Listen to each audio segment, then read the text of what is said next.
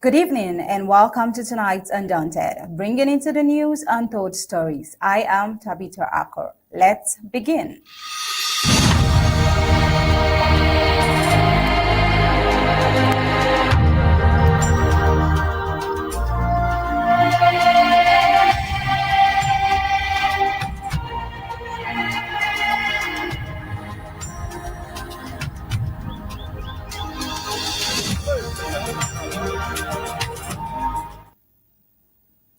In the heart of Bamenda, a city now synonymous with fear and uncertainty, tragedy struck once again. Ate Amanda, a vibrant young woman in her 20s, was killed by a stray bullet on Carl Street on Thursday, June 5th, 2025. A victim not of crime or wrongdoing, but of circumstances in a conflict that spares no one. Her life was cut short in an instant. Another soul lost in a region where gunfire has become as common as silence from those in power. Amanda's death is a chilling reflection of the grim reality in Ambazonia, where civilians are caught in the crossfire of an ongoing armed conflict and where accountability is absent. There has been no official statement from the colonial government, only the anguished voices of residents who have grown used to mourning without justice. Social media platforms lit up with tribute and calls for change. But for many in Bamenda, this feels like yet another cry in a void. While bullets claim lives, neglect is silently destroying others. In the Mile 6 neighborhood of Mancon, residents have been plunged into darkness for more than 2 weeks due to a prolonged and unexplained power outage. The blackout has crippled businesses, left students without lights to study, and forced families to live without refrigeration or communication. For many, this is not just an inconvenience, it is a collapse of daily survival. Also in Bamenda, the twin crises of violence and neglect are not abstract headlines. They are lived experiences. Families live in constant fear of stray bullets and targeted attacks, while enduring the slow, grinding despair of broken infrastructure and official indifference. Electricity outrages, water shortages, and insecurity have created a humanitarian crisis that rarely makes international news, but defines every aspect of the Ambazonian life. Ate Amanda's death is a painful reminder that the cost of this conflict is paid not just in blood, but in dignity, opportunity, and peace of mind. And while her name will not soon be forgotten by those who knew and loved her, her story is shared by thousands of others who live each day not knowing if it will be their last or if anyone will notice when it is. Well, with this, we head on to the prime headlines on Undaunted tonight.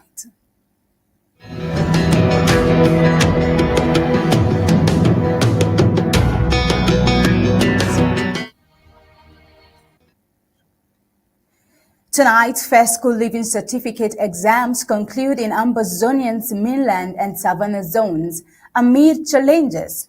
Stray bullets claims life of a young woman in Bamenda. French Cameroun police, once feared, now hide from surging attacks in Ambazonia.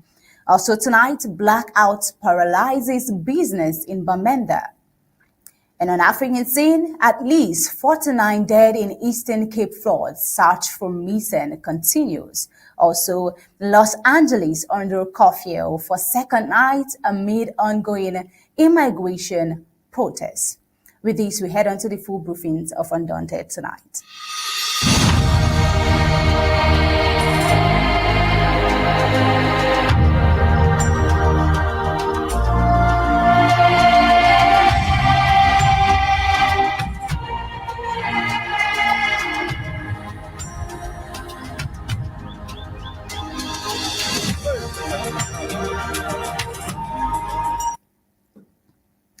yesterday, more than 38,000 primary school pupils within the Midland Savannah zones of Ambazonia concluded their first school leaving certificate examinations.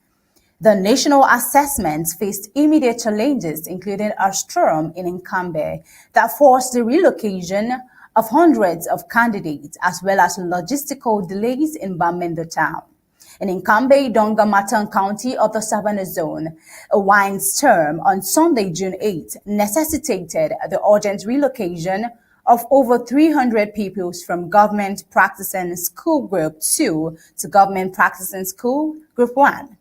Now, the storm caused significant damage to the classroom infrastructure at GPS Group 2, making it unsuitable for the examination. Now, according to Inge Ezekiel, Colonial Inspector of Basic Education for Nkambe, the relocation to GPS Group 1 on the same campus ensured the exams proceeded without major challenges, apart from 4 candidates who were either displaced or had left the zone. Now, across the 2 zones, 38,304 candidates were registered across 267 examination centers. They were grouped into designated accommodation centers as a measure to address ongoing security concerns stemming from the war. In Bamenda, also the zonal capital, some logistical delays were noted. At the St. Joseph's Bilingual Nursery and Primary School Accommodation Center, examination started after 8:30 a.m. due to the late arrival of pupils and school administrators. Now, despite these logistical challenges and adverse weather conditions, education officials characterized the first day of exams as largely successful. A low number of absences was reported, primarily attributed to displacement or security issues in affected communities. While the first school leaving certificate exams concluded yesterday, being Wednesday, June 11th, 2025. Well, tonight with me on the show is our legal practitioner, Barrister Mbeseha, with us tonight, giving us his perspectives on the issues and reports we have tonight as they unfold. You're welcome, sir, and good to have you on the show tonight. Thank you for having me. Always a pleasure, sir. So, on to the report, Barrister Mbeseha. The fourth school leaving certificate examination has just been concluded yesterday, which is Wednesday, and over 38,000 students conducted the examination. Now, this was done amidst the growing challenges of insecurity, as we've always reported. And not just that, there was a weather condition and which made the examination unsuitable for the student. Now, although the examination was said to be successful, some limited number of students were absent due to the insecurity situation in Bamenda. Now the question is, Barrister Mbeseha, do we factor just the challenges faced by those students and the effects that would have on their results, or those who actually miss the exams due to this level and increasing level of insecurity in Bamenda?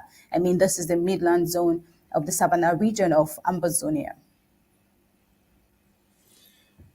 Well, if you want to analyze the first school leaving certificate based on what happened in Bamenda, we're missing the point.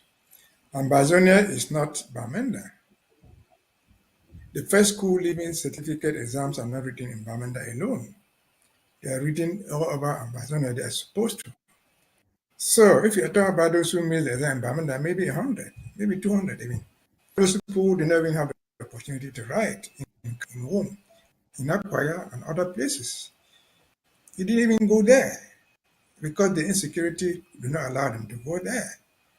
As I've said, examinations, be it the first school leaving certificate exams or the GCE exam or any other exams, their success is not measured by what happens in the major cities, Bamenda, Boya, Kumba, and so on and so forth. It is measured by what happens all over the whole territory. Even the GC, for example, which is a national exam, is written, the centers are found everywhere, are supposed to be in the villages, in Akwaya, in Frukankan, and all these places. But the centers have been reduced to collective centers in major towns. Not every child living in the so-called mid-zone or northwest or southwest, as they call it, lives in Bamenda or lives in Boya. You all come to live there if you have a relation who lives there. Otherwise, you just get married in the bushes there. And so, again, our argument, our success or failure in first school leaving certificate exams, in particular, and examinations in general, should not be measured by what happened in Bamenda or any big city. Because the people who took the exams in those big cities are a tiny minority.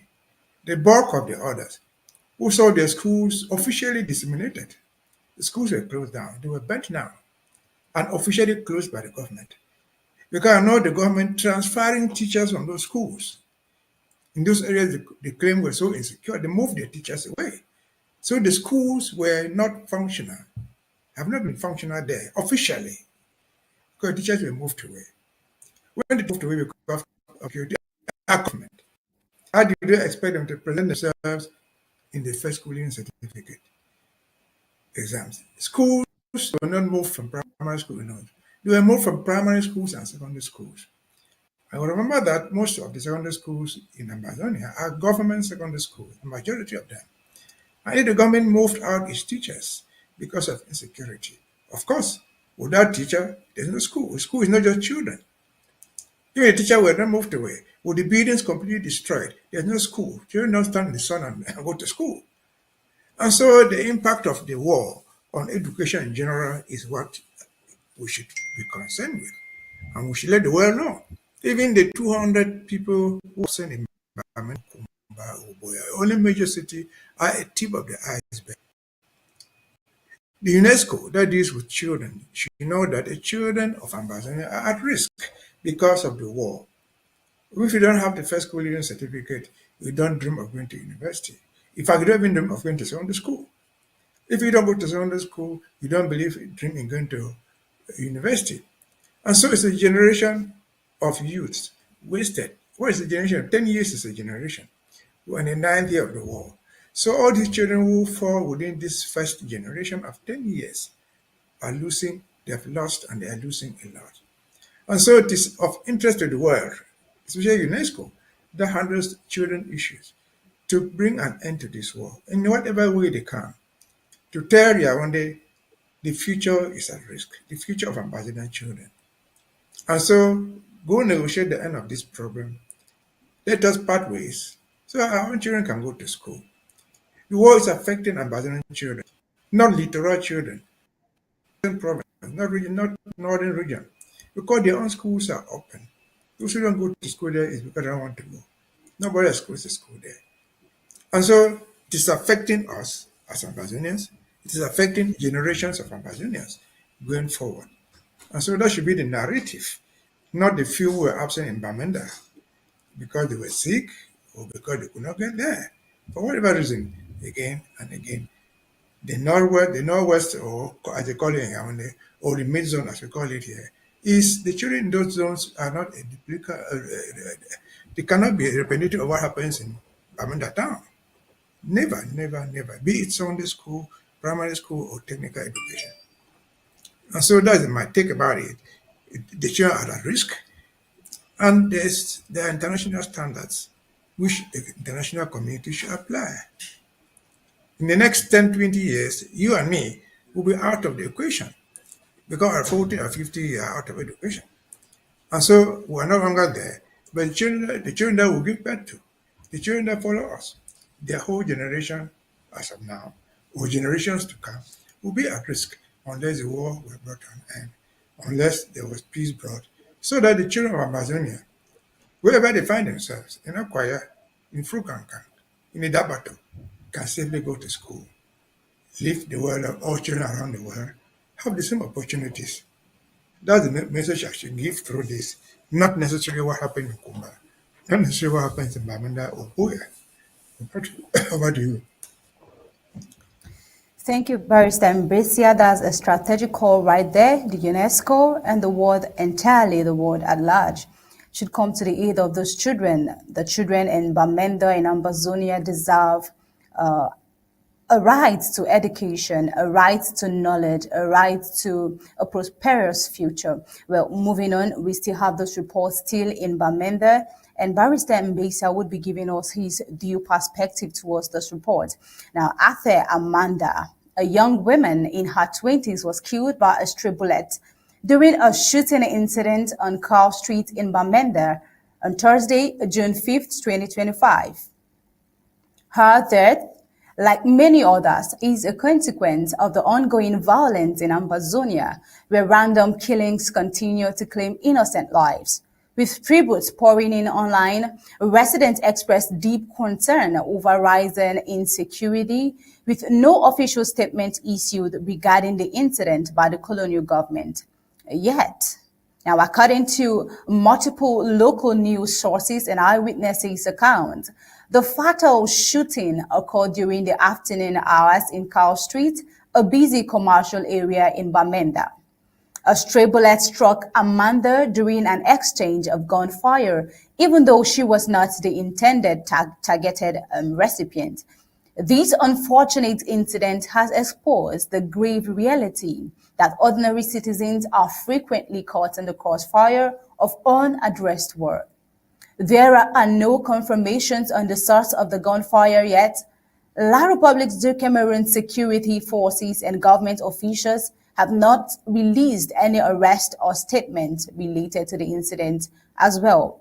But then, eyewitnesses reported sudden gunshots in the area, followed by a wave of panic as pedestrians and traders sought safety. Amanda was fatally injured and pronounced dead shortly after the incident. Now, friends, former classmates, and teachers have shared condolences and memories on social media, mourning her untimely death as another life extinguished by the persistent violence we get to see in Bamenda, practically in Ambazonia. Dozens of online messages emphasize her reputation as a quiet and respectful student with academic potential.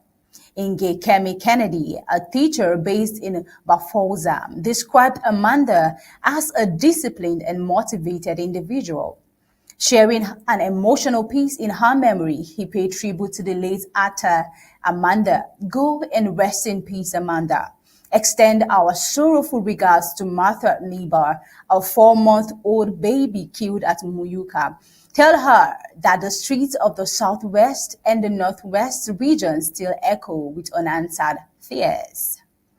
Tell the 7 students killed at Mother Teresa College in Kumba that the coffin is heavier now, burdened with names too many to remember, too painful to forget.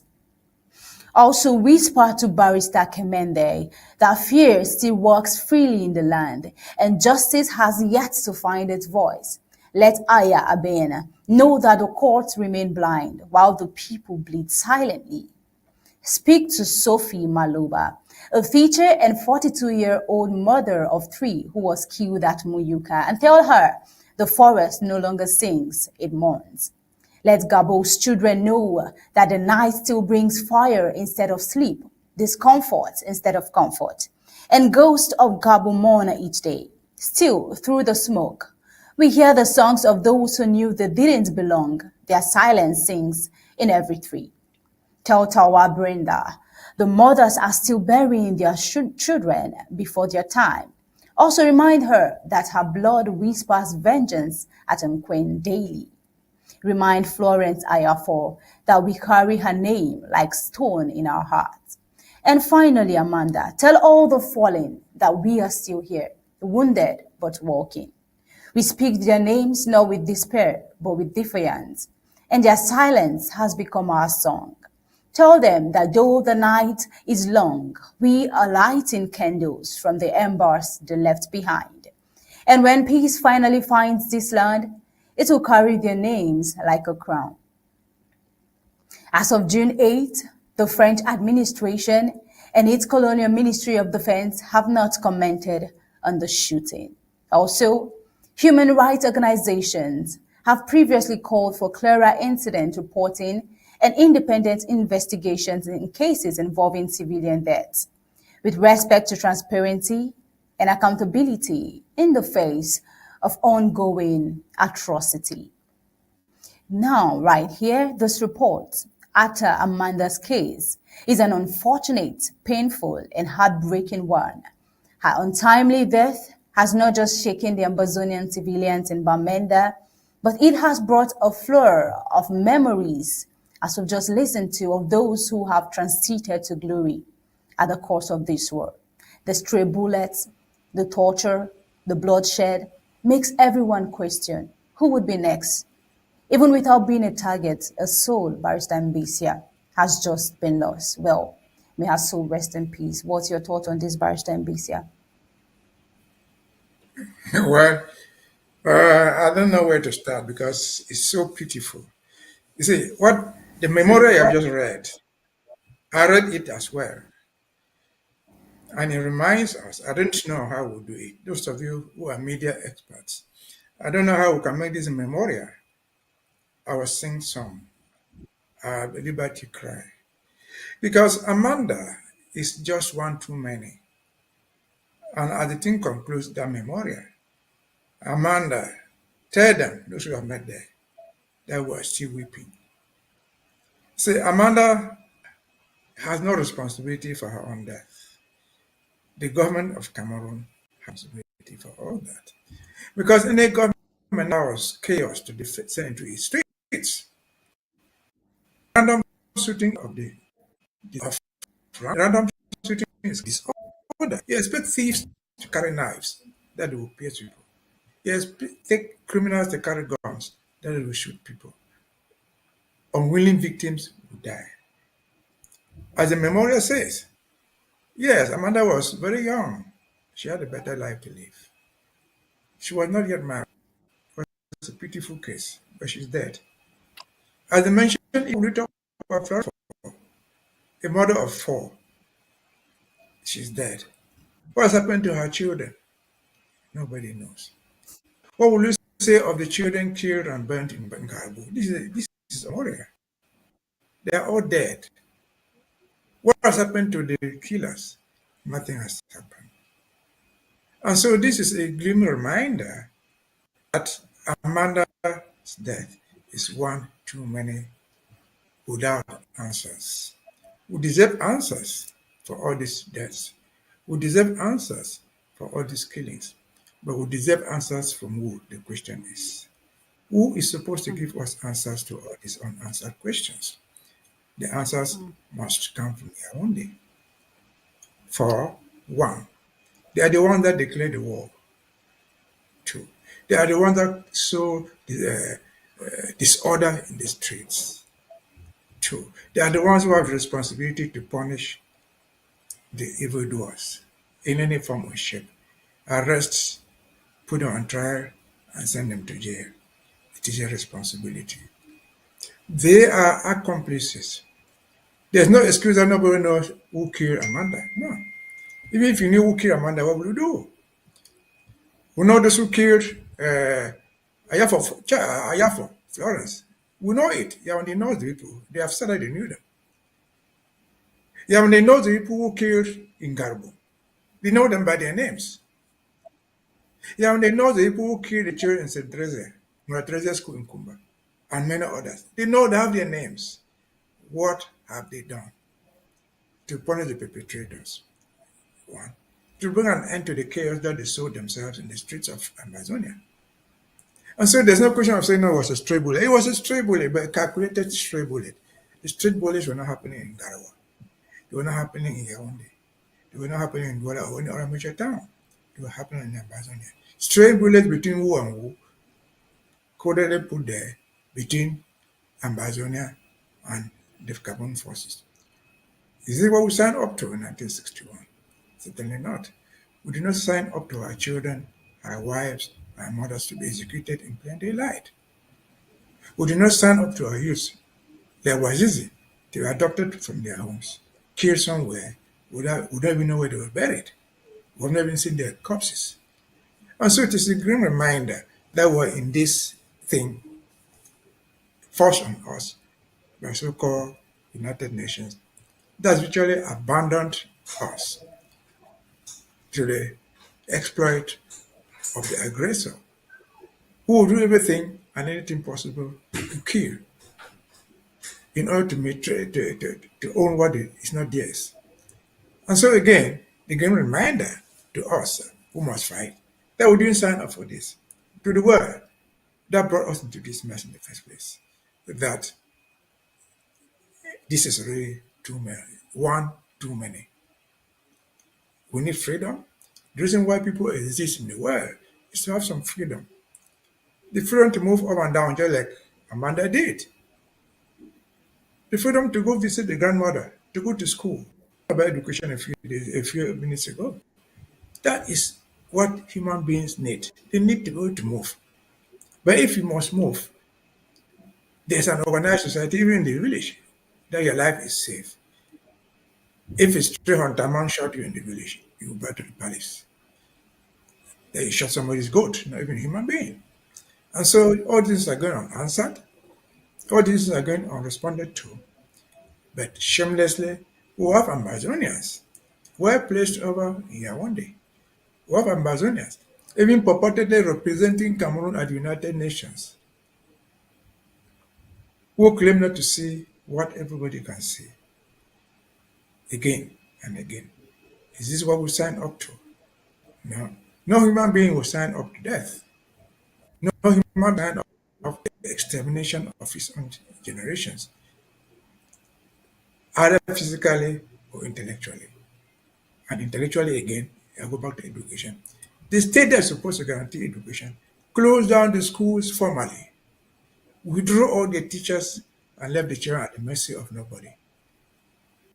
The state that is supposed to bring security abandoned Bamenda, where Ayafo was killed, where Amanda has been killed.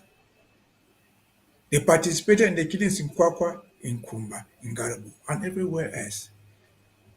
Is it what we sign up to? Again, my question. Certainly not. No human being goes to crucify himself or herself. Over to you.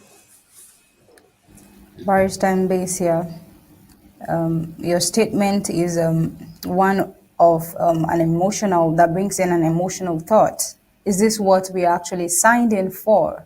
A lot of questions, but to whom would these questions be addressed to? Well, let's move on still on colonial police officers from La Republique du Cameroun, still on issues on insecurity, are increasingly seen wearing regular clothes instead of uniforms during their daily murderous duties in southern Cameroon. A deep fear has surged among these officers, often being targeted by Ambazonian fighters who have gained influence in the midland zone of Ambazonia. This situation has also brought into focus the past actions of some police, who residents say often terrorize the population. Now, police officers wear uniforms for an important reason. These uniforms clearly show who they are and their role in keeping communities safe. However, in areas where Ambazonian fighters are active and appear to be gaining ground, being easily identified in uniform has become extremely dangerous for the colonial police.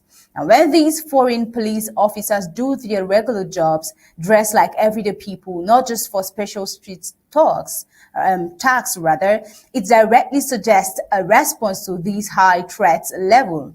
This practice indicates a serious challenge to maintaining visible order. Curiously, this way of police officers wearing civilian clothes is not by chance. It is an official rule set by their oppressive leaders. Now, this points to a situation where the Ambazonian fighters have instilled a deep fear among the colonizing police forces. These are the same police who, according to many local residents, have often used thorough tactics against the innocent, defenseless population. Now, the space their autocratic government claims they are meant to protect is not fully under control, largely because the Ambazonian fighters have established significant presence and have made it impossible for these intruders to operate openly. Now, the population have also attested that These forces making these areas hard to govern are strong and must be acknowledged. Also, in Bamenda, which is the Midland Zone, this issue directly exposes their fear of being targeted by the Ambazonian warriors, making it unsafe for them to openly see the visibility of this situation. Although this information is judiciously hidden by La République du Cameroun, thousands of her officers have met their end since she declared a war on Ambazonia over 8 years ago. Now, the only uniformed police are those in armored cars patrolling limited areas. Yet, there are many colonial soldiers and other armed forces everywhere else. Instead, police stations and even local drinking spots are filled with officers wearing jeans, face caps, tennis shoes, long beards, and shabby hair. This visible difference in dress codes for police has shone a light on problems with safety, control, and the ongoing war in the zone. Meanwhile, with all these noticeable changes and evidence, the Republic du Cameroun still claims to have matters under control. Well, Barrister Mbeseha, what's your thought on this? We see that the La République du Cameroun police are no longer moving with the force uniform, only police on armored cars and moving around limited areas for fear of the Ambazonian state army. And this shows that there is a lack of control as the war still persists. What's your thought on this? Well, what the police are doing is just one of the reasons why we should fight. When we hear the police, let us go back to the history of the police. Until 1960, when these people had independence, they did not even have a police school. They never had a police school anywhere where they trained policemen. They didn't even perhaps have an active police force. What they had was a gendarmerie. I didn't even see any school where they were training the real gendarmerie, but they had only the gendarmes. What they call the police today, who are doing all this havoc, Southern Cameroon had a police school. That school still remains police. The school was opened in 1960, I think, in June. In Motenge, it is still the same police school. What was the goal of the police school? Was to train the civilian corps that could mingle with you and me and identify criminals if need be, that could stand on the road and be able to track down people who are committing ordinary crimes like overspeeding of vehicles. That police school did not train people to carry weapons to go and shoot others. They carry batons, not guns. But today, they seize the school from us and transform it into a paramilitary training place for thieves, for gangsters, for killers. And so, what is the notion of a police man, a police officer, who is unable to deal with the civilian population? He was not supposed to carry a gun. He was supposed to come to your house and maybe arrest you or arrest me in the case of call it domestic violence without hurting anybody. But they've lost all that. The police have been transformed into an army to rape people, to rape women, to harvest where they did not sow. In fact, they have become a paramilitary force. And so it is symbolic for the world to know that what a police officer was supposed to be, as conceived in 1960 by the by Southern Cameroon government, has been deformed and transformed into an institute for criminals. Today, if they admit, for example, 1,000 students to go to a training school in Motenge, that's the only basic training school. Out of the 1,000, how many of them will be Ambazonians? Maybe not up to 100, probably not even up to 50. And so to graduate all those people from there, send them to another military school, one day they call it the Senior Police Officer School, whose training, I believe, is based essentially on how to steal. We just talked about it in the last segment. If they were supposed to investigate, they should have been able to infiltrate the population of Bamenda and be able to know who shot Amanda. Where did the bullet come from? The police that we had, who were trained in Motengene, they graduated from there. Those of them with specialized duties went to London to train how to handle police dogs. What police dogs to do? Police dogs don't carry guns. They are trained to sniff, not to carry guns and shoot anybody. That's what the police was supposed to be. They lost it. Even our own children who are going to the police school there, they become criminals of the first order. I remember seeing a news segment this morning of what happened in Victoria, call it Dimne, in Gardens, I think, where they broke into a bank. People broke into a bank. Shot randomly, they caught one of the gangsters. He was wounded and taken to the hospital. Laid in the hospital bed, he was supposed to be guarded by 6 policemen, wounded criminal, waiting for time when he will get a little bit better and taken to court. What happened? The very 6 policemen who were guarding him let him loose and he disappeared. As of now, they don't even know where he is. They've taken the policemen into custody. Those are policemen. They haven't taken the doctor into custody. So you see the accomplices in the crime committed in open daylight with guns. And then the criminals have been assisted to escape, assisted by who? By the police.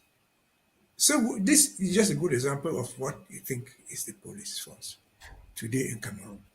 Should any reasonable people in the world own such a police force? Certainly not. It is not a police. It's not a police force for security. It's not a police force for investigations. It is a police force for extortion.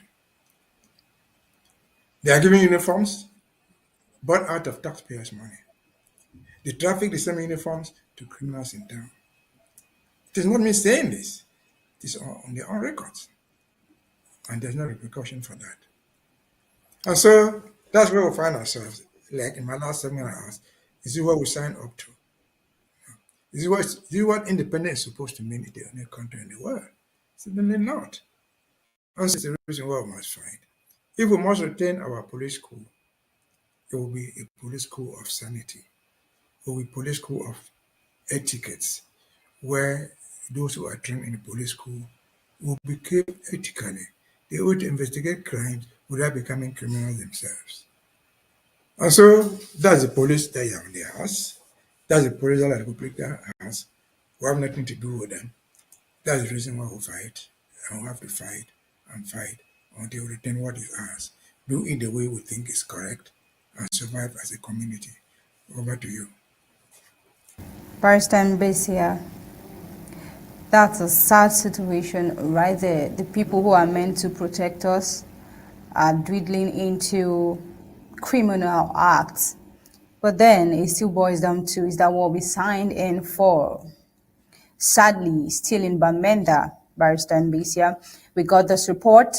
Inhabitants of Mile 6 neighborhood in Mancon, Bamenda City, cry that the more than 2 weeks of blackout is making life unbearable for them. They are asking why the colonial regime has decided to punish them this way. Owners of cold stores and others whose businesses are dependent on electricity are the most affected.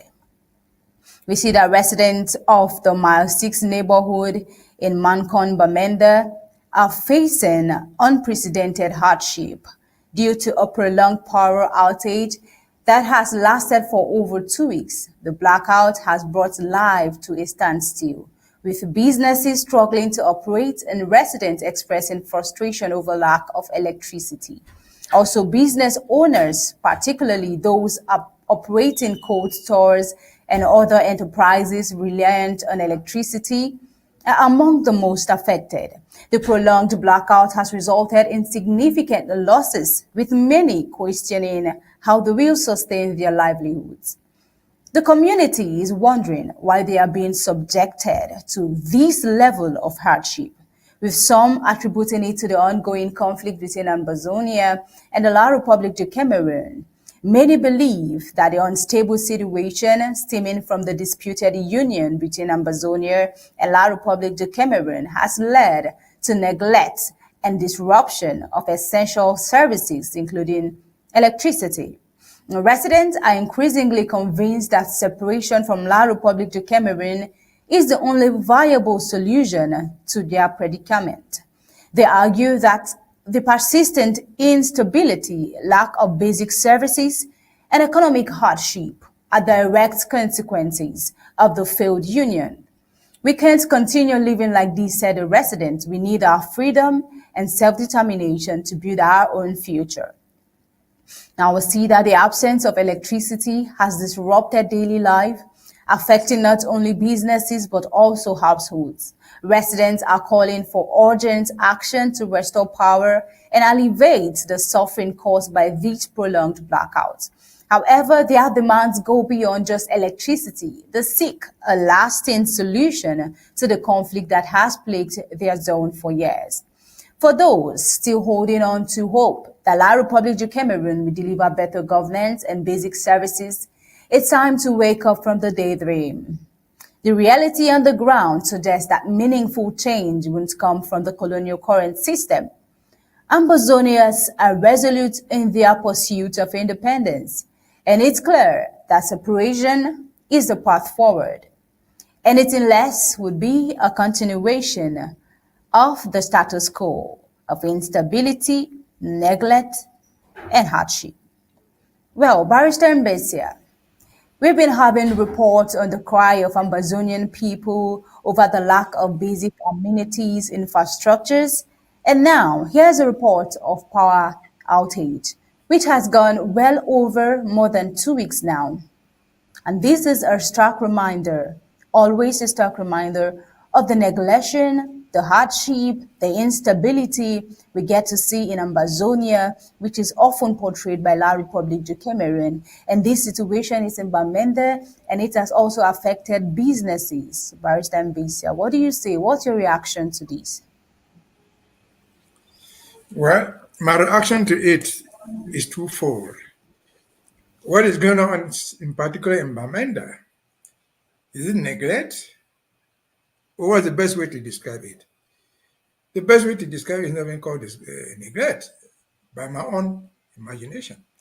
It should be called abandonment. People are simply abandoned. Because neglect is milder. It's a very mild word.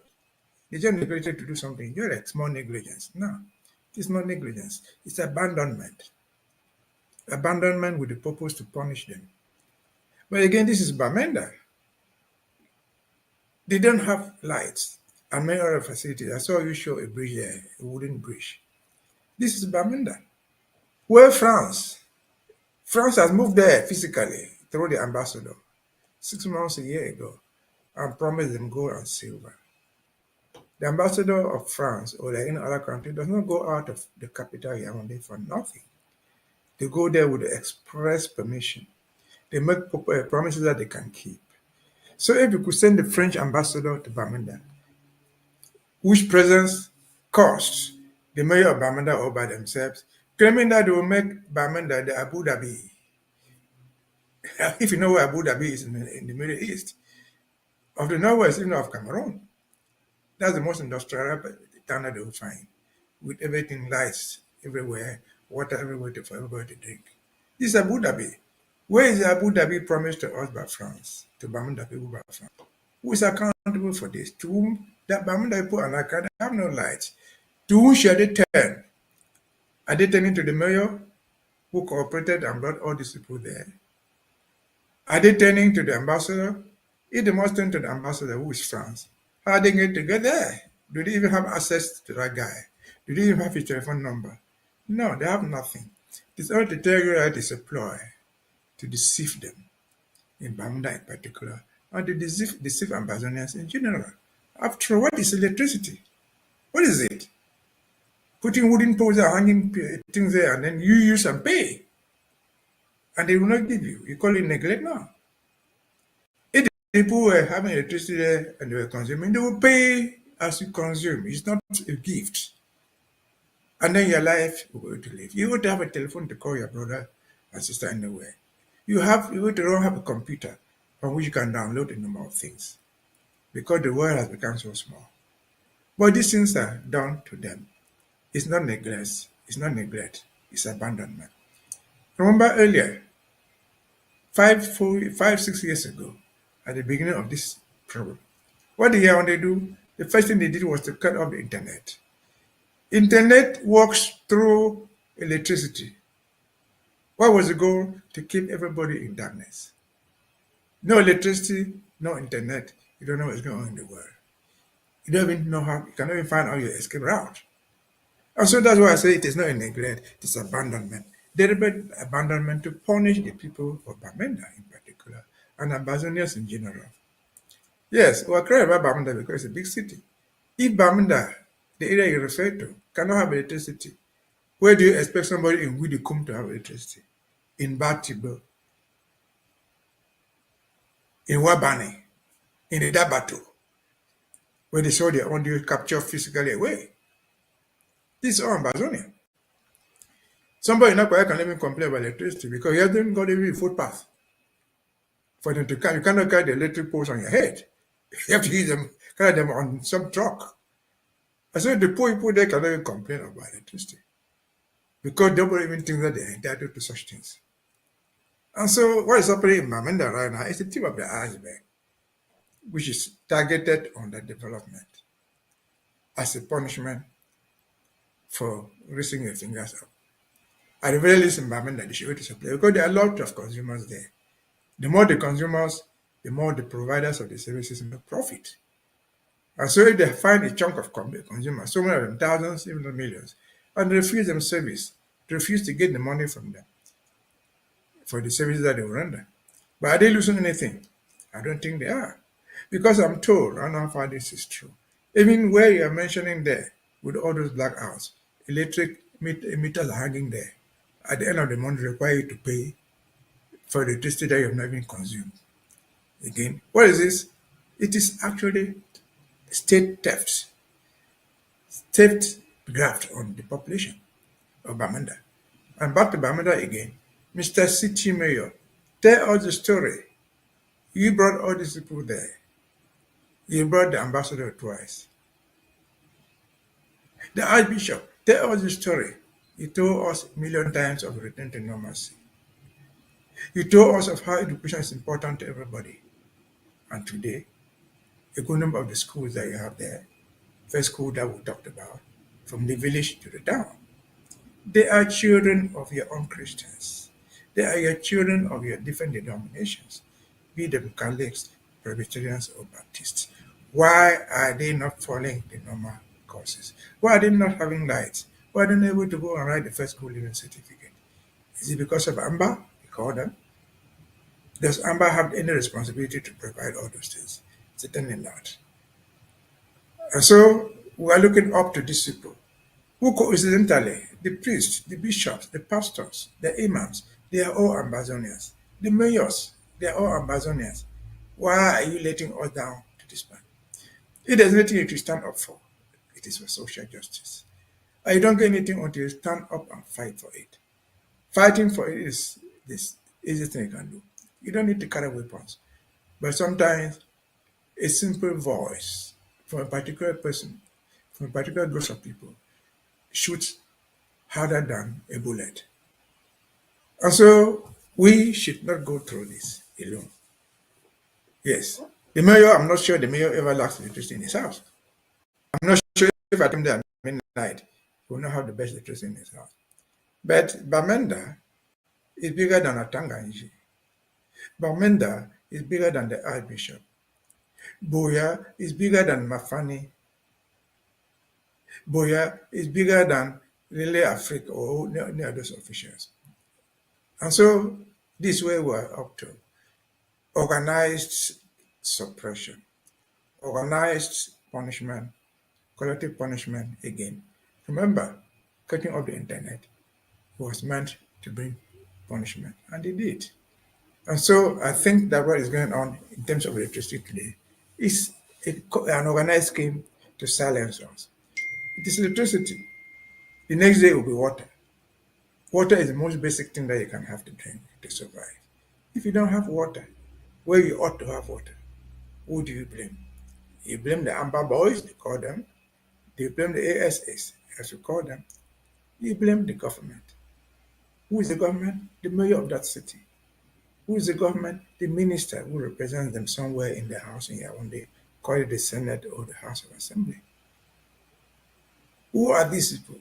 They are the people who are wearing CPDM clothing and parading the streets as angels of today, but in real fact they are angels of doom. We have lived long in this, we shall not continue to be in it. So help us, Lord. Over to you.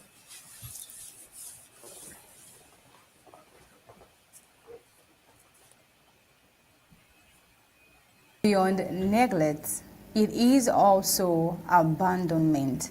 And right here, we still have those reports that depict just that statement, abandonment, and while we are in the struggle for social justice, the stretch of road in front of Longla Comprehensive College in Bamenda pales in comparison to other roads in the area. According to road users, it's been over 3 years since any meaningful repairs were done on the stretch, leaving it in a state of disrepair. The onset of the rainy season has further exacerbated the poor condition of the road, making it a challenge for drivers and pedestrians alike. The road's deterioration has resulted in numerous potholes, uneven surfaces, and accumulation of mud and debris. Commuters and students of the college have expressed frustration over the neglect, calling for urgent intervention from the colonial authorities. When questioned about the delay in repairing the road, the colonial authorities attributed it to the prevailing insecurity in the region. They claim that the situation on the ground makes it difficult for them to mobilize the necessary resources and personnel to undertake the repairs. However, residents are quick to point out the irony in this explanation. They recall that in 2017, when Ambazonians raised concerns about marginalization and exclusion, the octogenarian Paul Biya-led La République du Cameroun regime responded with force, declaring war against Ambazonians. The Eastern conflict has indeed led to insecurity, but residents argue that it is a direct result of the colonial regime's actions. Who is deceiving who, they ask. Surrogates to the same regime that waged war against Ambazonians are now citing insecurity as a reason for not being able to carry out developmental projects in Ambazonia. Residents see this as a clear case of hypocrisy and a play to further justify their neglect and marginalization. Also, as the situation continues, residents are left to wonder when they can expect relief from the deplorable road conditions that have become a daily challenge. The people of Ambazonia are demanding answers and action rather than excuses and empty promises. These empty promises have been coming well over 80 years now. And just as Barrister Mbeseha has stated, this is not a case of neglect, it is a case of abandonment. Now, the people of Ambazonia are demanding results, Barrister Mbeseha. They've had empty promises. And these situations makes life even unbearable and uncomfortable for the Ambazonian people. Barrister Mbeseha, let me hear from you. Well, I think we have chosen the wrong spot. Because if you see that road, that stretch of road between Longla and wherever it is, yeah, in terms of Mbane, that's one of the best roads. It's that road. That's nothing compared, for example, to the road between my 17 in Boya to Moya, they call it my 18. It's not even passable. You cannot even pass there. And many other roads in Bamenda. If the roads in Bamenda are that bad, including Longla, if the roads in Boya are so bad, including the central one between my 16 and my 17 and Moya, what do you expect to find in Cambe? What do you expect to find in Womb? What do you expect to find anywhere else which is not as big as Bamenda or Boya? Zero roads. And so again, it is the repetition of what I've said. Is it because they cannot make a road? No, they cannot complain of scarcity of funds. Because practically the money they steal, just the money they steal, is enough to tar those roads 10 times over. The money they just stole from COVID-19 in 2019, just that chunk of money they stole could have tarred all the streets. But they are even still shameless. This is Longla. Back to the story again. The promise the French ambassador made to Bamenda, did it exclude the road to Longla? Or included it?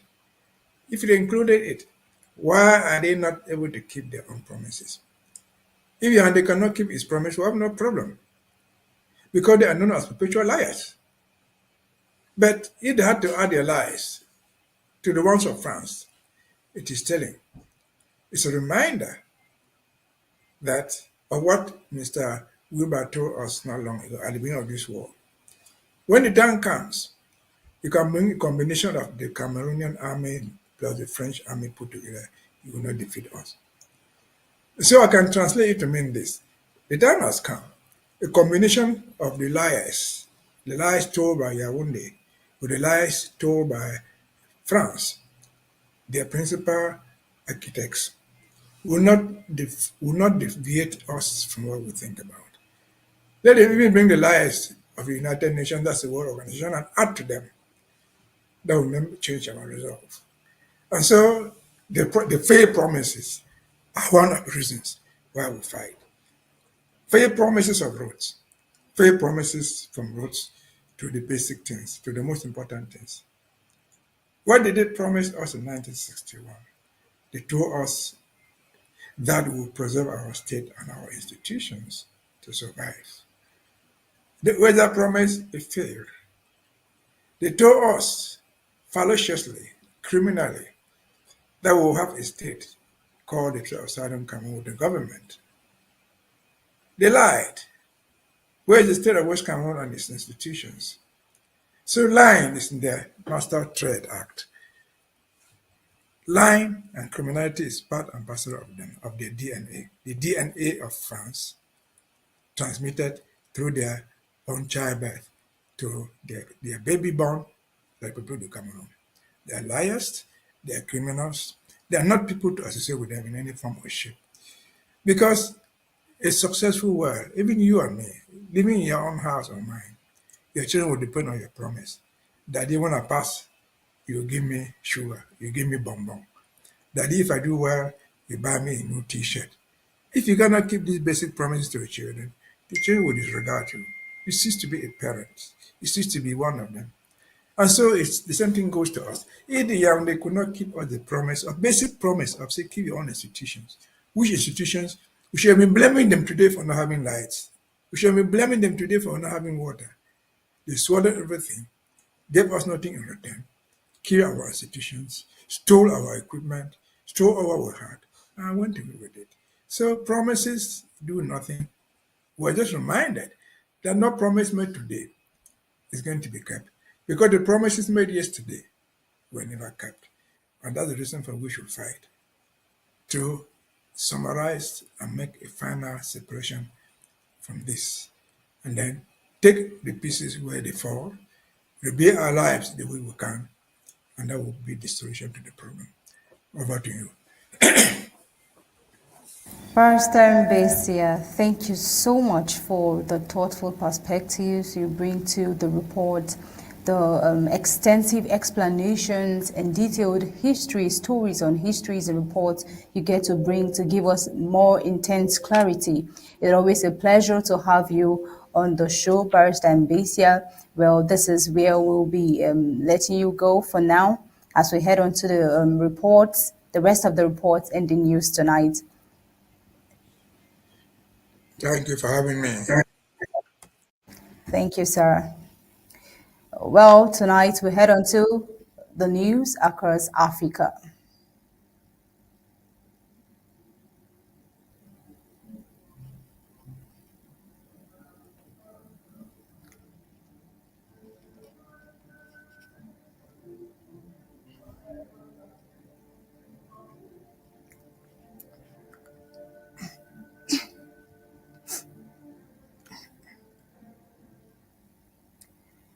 At least 49 people have died following devastating floods that swept through South Africa's Eastern Cape province earlier this week. Torrential rains, strong winds, and snowfall triggered widespread destruction, with the town of Mathatha among the worst affected.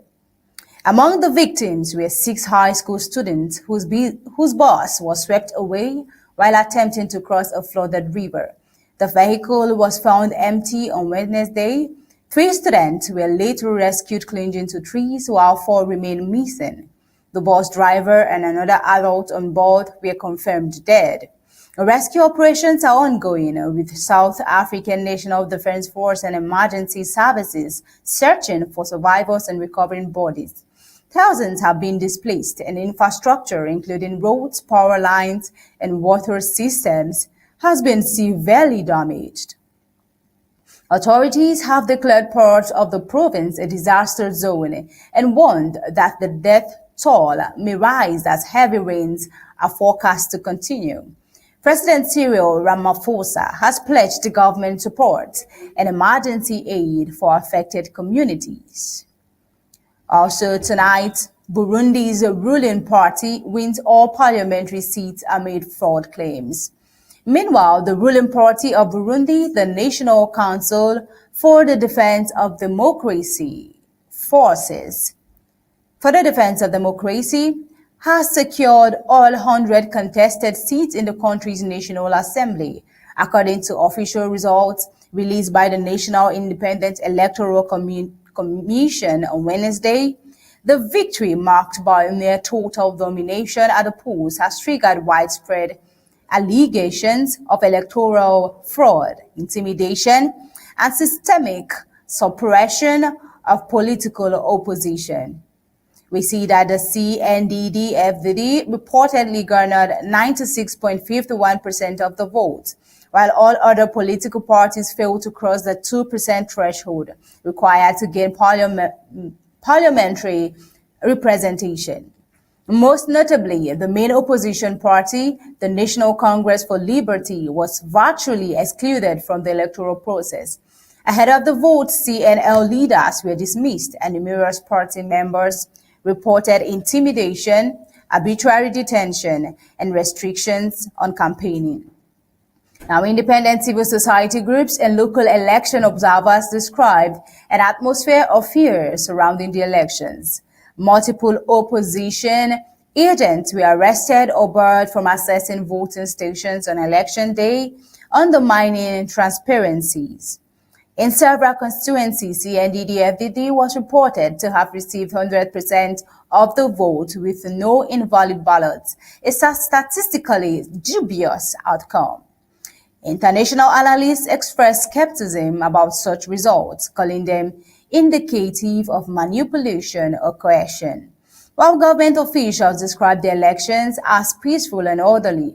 Critics noted that lack of visible violence does not equate to a free or fair electoral process. Now we see that the CNDD-FDD has ruled Burundi since 2005, and President Evariste Ndayishimiye, who took office in 2020 following the sudden death of longtime leader Pierre Nkurunziza, had previously promised to usher in democratic reforms and improve human rights protections. However, the complete exclusion of opposition parties from the new parliament raises serious concerns about democratic backsliding. With no political position in the legislature, analysts fear the country is moving further toward one-party authoritarian rule. This consolidation of power comes at a time when Burundi faces economic turmoil, widespread poverty, and growing isolation from parts of the international community. Foreign aid, which the country heavily relies on, could be affected by perceptions of democratic erosion and human rights violations. Also, regional observers have urged the East African community and the African Union to intervene diplomatically, while local activists continue to call for electoral reforms and the protection of civil liberties. Well, with this, we head on to the news across the globe.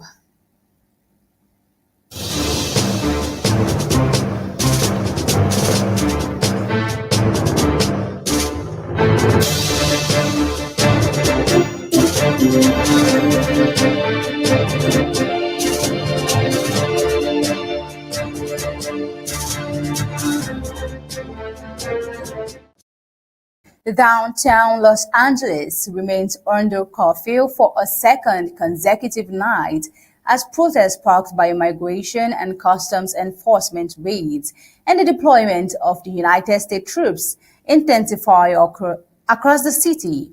Demonstrators now entering their seventh day of unrest have clashed with law enforcement, leading to multiple arrests and renewed calls for immigration reform. The protest erupted following reports of aggressive ICE operations across Southern California neighborhoods, and tensions have only escalated with the news that 700 United States Marines are being mobilized for domestic deployment in the Los Angeles area. According to United States Northern Command, the Marines have completed their training and are expected to be deployed within the next 48 hours to assist in what officials are calling a stabilization mission. The unrest in Los Angeles has sparked a wave of solidarity protests across the United States.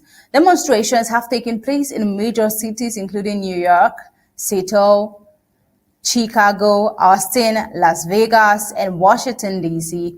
In Spokane, Washington, city officials declared a state of emergency and imposed a citywide curfew after protesters blocked roads in defiance of ISIS activity. Spokane Mayor Jennifer Montoya stated that the emergency declaration was necessary to restore order and ensure public safety. In each of these cities, protesters have voiced outrage not only over immigration enforcement tactics, but also over what many view as an increasingly militarized response to civil unrest. Meanwhile, California state officials are pushing back against the federal government's use of military personnel within state borders. A court hearing is scheduled for Thursday to examine the state's legal challenge aimed at limiting how the Trump administration can deploy Marines and National Guard troops in California. State Attorney General Javier Delgado argued that the federal deployment infringes on state sovereignty and may violate the Ports Comitatus Act, which restricts the use of the United States military for domestic law enforcement purposes. Now, this is not just about immigration enforcement, Delgado said. This is about the constitutional limit of federal power and the right of states to protect their residents from military overreach. Los Angeles, home to one of the largest immigrant populations in the United States, has become a flashpoint in the national debate over immigration and federal law.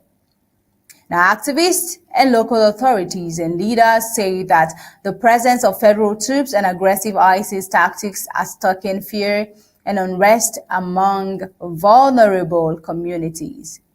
This is a city built by immigrants, said Maria Gonzalez, a community organizer in Bald Hills. Deploying troops here sends a chilling message to families who are just trying to survive.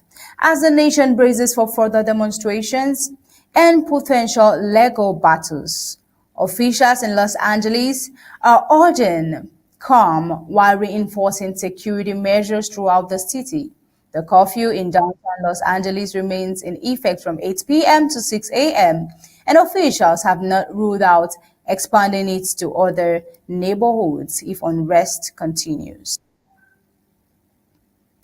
Well, and with that, we've come to the end of Undaunted, bringing into the news untold stories. But before we go, a recap of our major headlines.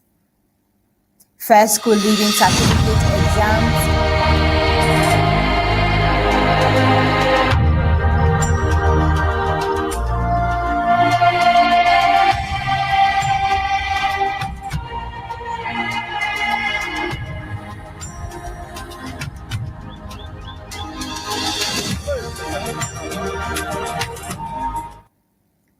First school leaving certificate exams conclude in Ambazonia's Midland and Savannah zones amid challenges. Tonight we also took a look at stray bullet claims life of a young woman in Bamenda.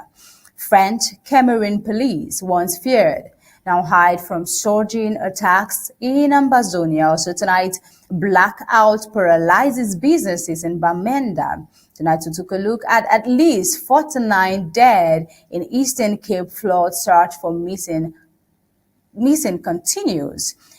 That's on African CNN on news across the globe. Los Angeles under curfew for second night amid ongoing immigration protests. And that is all on Undaunted tonight, bringing into the news untold stories. On behalf of the entire Undaunted newsroom, we say thank you for joining. We leave you with ABC Amba images. Good night and God bless you.